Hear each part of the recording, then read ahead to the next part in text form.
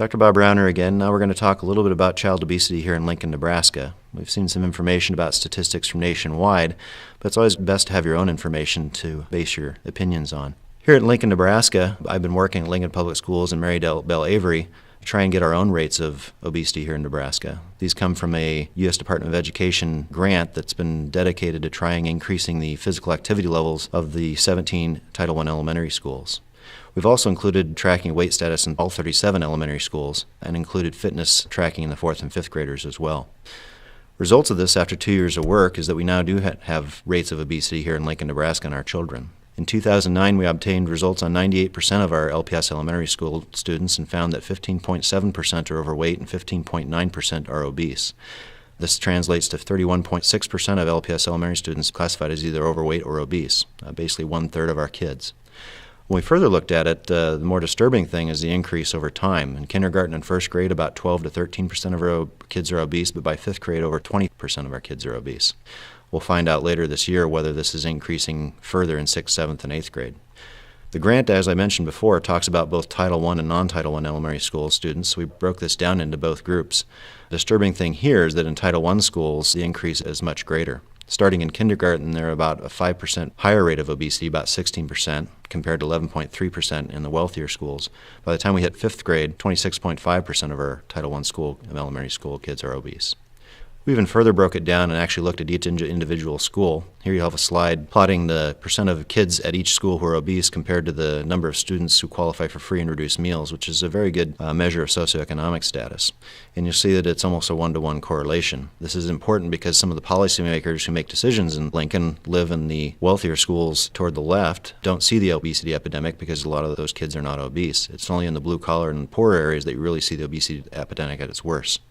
Our worst school actually is at 30% obese this year. It's also important to talk about fitness, not just obesity. We've been measuring fitness status in our 4th grade elementary students. This is basically a basic test of aerobic fitness. And you see that underweight and normal weight kids, 80% of them can pass this fitness test. By the time they're overweight, only 61% can pass it, and by the time they're obese, only 40% can pass this test.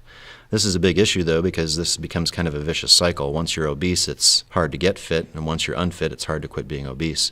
We also looked at physical activity in the elementary schools. Current recommendations is that kids should really be getting about 60 minutes of vigorous physical activity per day. Most experts would say that half of that should be in the school day and half should be out of the school day because that's how their time is split during school days. Another way to look at it is number of steps per day, where most experts are saying that children should be having 12 to 15,000 steps per day. We actually did measurements on around 300 or 400 children in 4th grade to see what they were really getting here in Lincoln, and found that during the school day they were averaging about 3,408 steps a day out of a recommended 6,000 to 7,000. Interestingly enough, the steps out of school were pretty close to the same, 3,351. This really leads us to the conclusion that it's not just the schools, it's not just the parents, it's both of the people that need to be involved in solving this problem.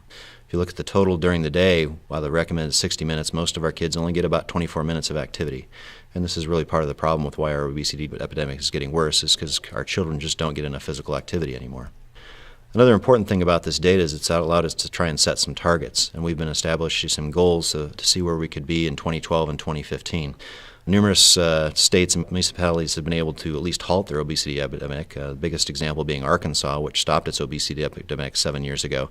But nobody's been able to actually take a large population and reduce these rates. So one of the things we'd like to try and do in Lincoln is actually lower our obesity rate from 15.9% now to under 15% by 2015.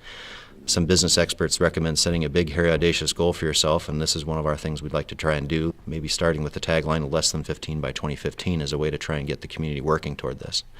We're also going to follow fitness rates because, like I said earlier, it's not just about obesity, it's also about fitness, and so we want to increase the fitness rates over time as well.